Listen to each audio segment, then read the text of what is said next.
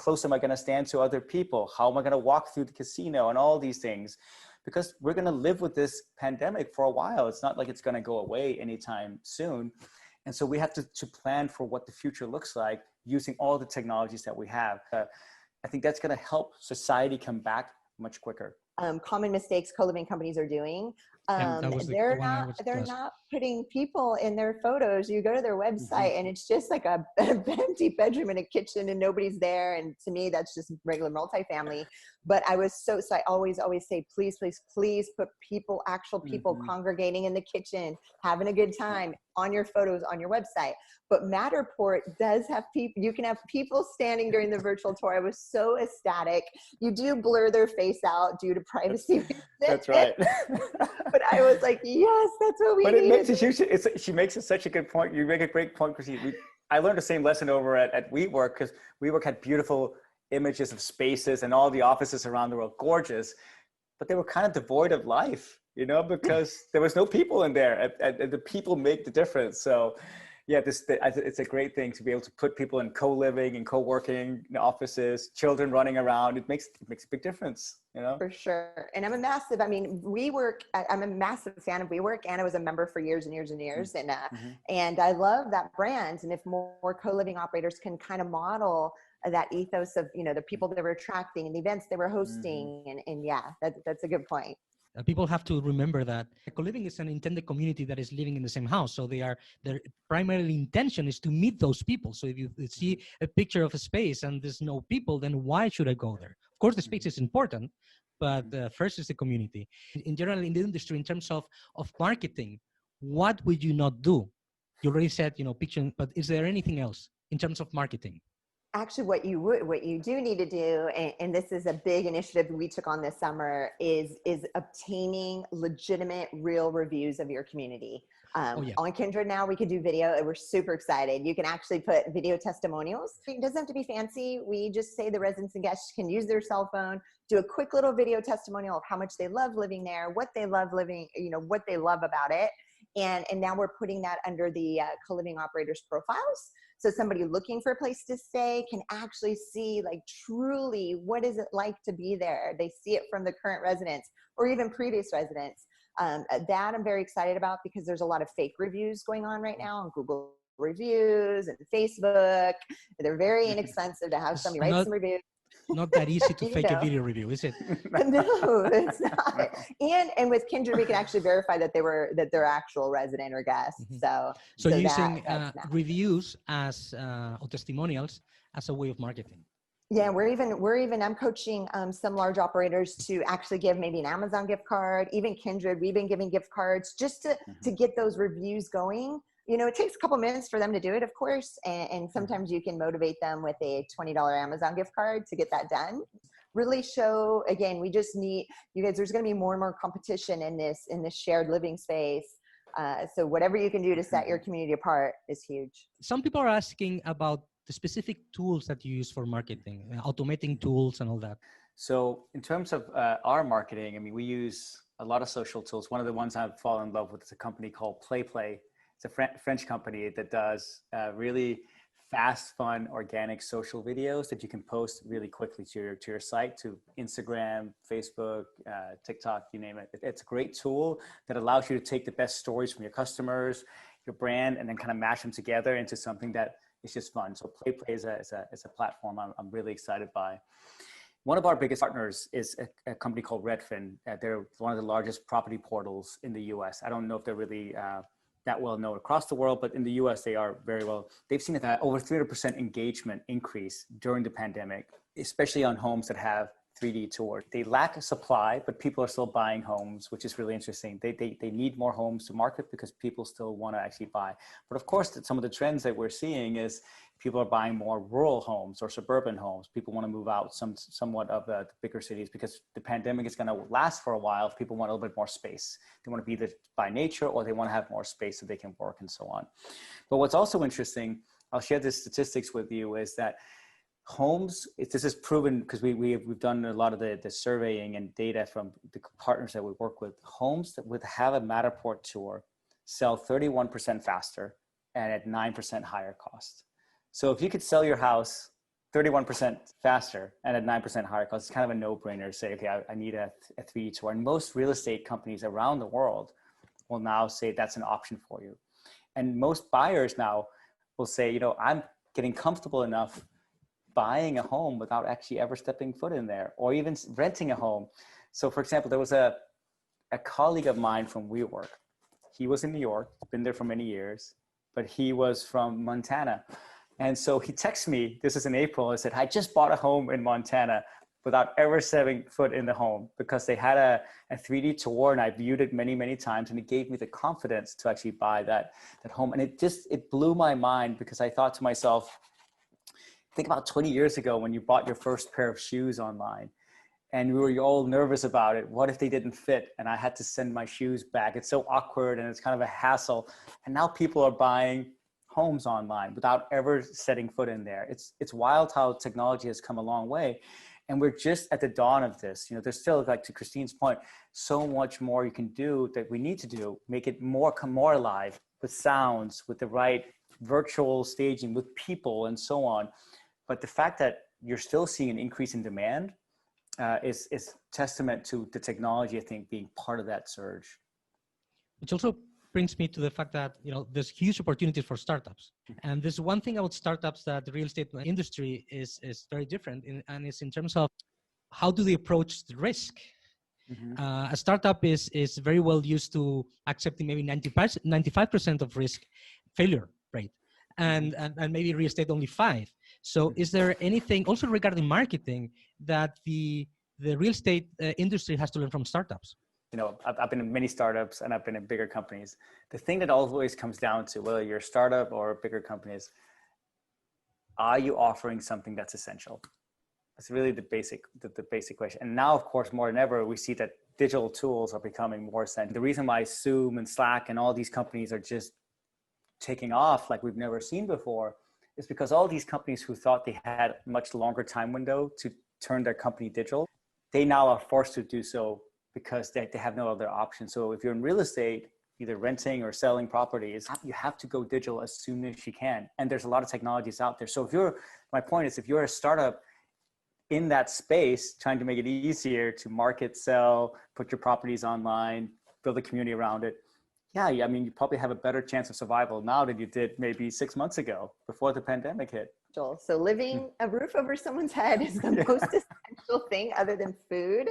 So, everybody, especially in all the living space people that are on this call, it's definitely a good place to be no matter what the circumstances. There's one question, what to post, how to tell better stories, what content works best? Well, how much do you pay and where should you post?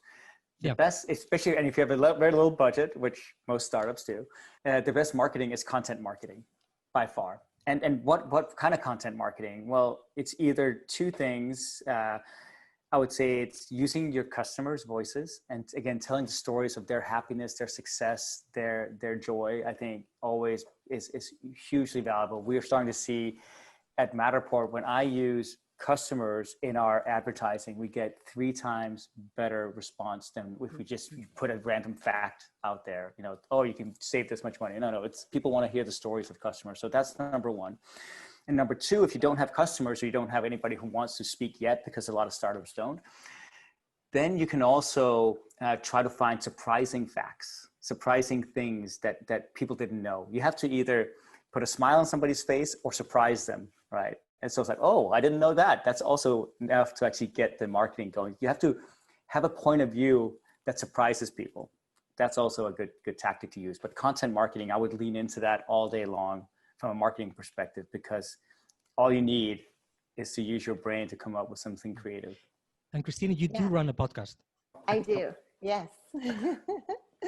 The Co-Living Code Show, it's on YouTube and it's on SoundCloud, Spotify. It's every Wednesday. Operators from around the world. Actually, one operator, I was just going to use him as an example because I do agree with the content marketing strategy without a doubt.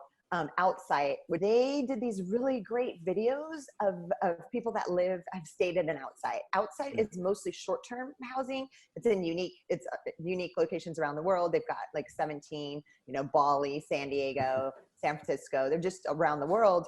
And in my head, I thought it was going to be the digital nomad. You know, they've got their laptop, they can jump around, work from anywhere in the world. But they did these great little video stories where it was like, yeah, it was a digital nomad jumping around every month. However, it was, you know, a professional, you know, employee at Google that gets to work anywhere in the world, and she loves living there. And then it was an older couple that's traveling the world. So it was just really unique to see these stories, to see the content, to then get a vibe. Wow, you know, it wasn't what I thought, or the people that live there. Those were really well done, and that's outside. There's a question to Robin, and I'm a freelancer based in south of France. I fell in love with Matterport virtual tour concept, and I invested to buy in one of the equipment, but I'm struggling to find customers and convince real estate agencies to adopt the concept. You sort of already said like numbers you can. My guess that the answer is probably is going to go that way.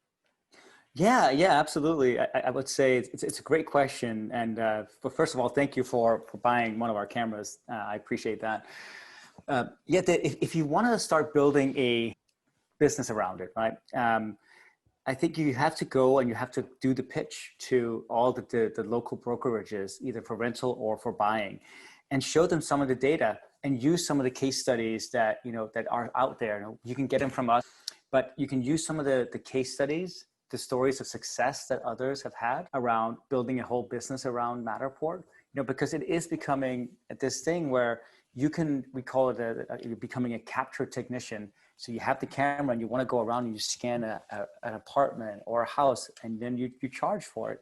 Because the reality is most real estate companies, most rental companies, they do not want to invest and do this themselves. A lot of them don't. They don't have the expertise maybe yet, and they're not quite there. So they need somebody like you, and now's the time to tie into them. So if you need help, we can give you some pointers, but I would absolutely, you know, figure out like your pitch to them, send them emails, send them maybe flyers. You know, when in my house in Silicon Valley, you know, kid you not, I get maybe 5 to 10 real estate flyers every single week. And I've noticed a trend, about half of them now are starting to say, we offer Matterport tours because, and then they usually list the statistics because they sell faster or at a higher price. Starting to do that is definitely a good idea.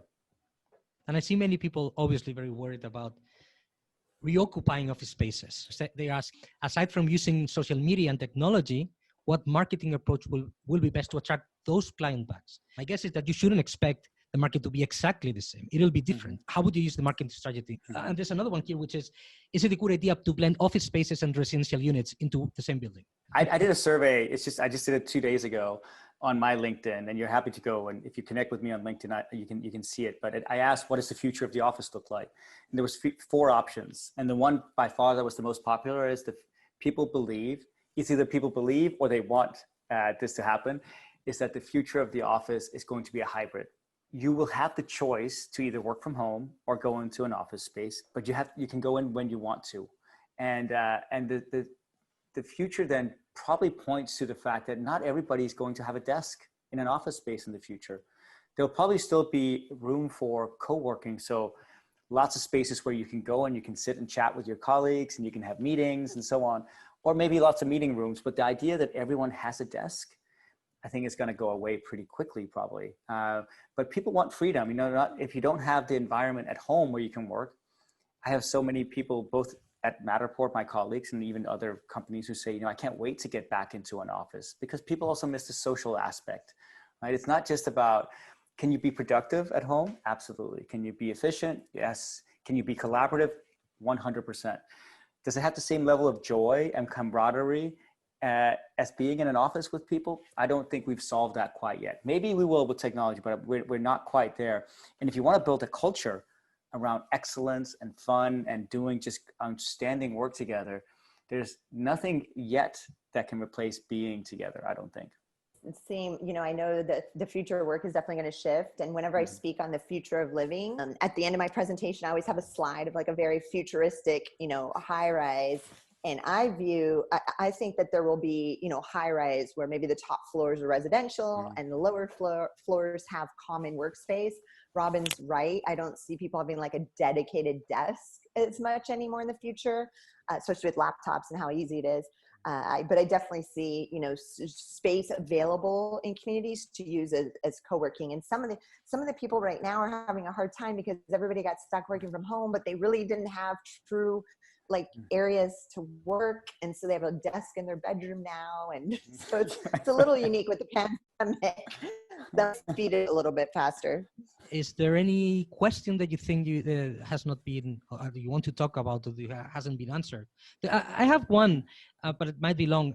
We haven't talked about expectations. Like when you market, how do you make sure that you're just covering the exact expectations of what people are going to encounter? Because it's been an issue for me at some point.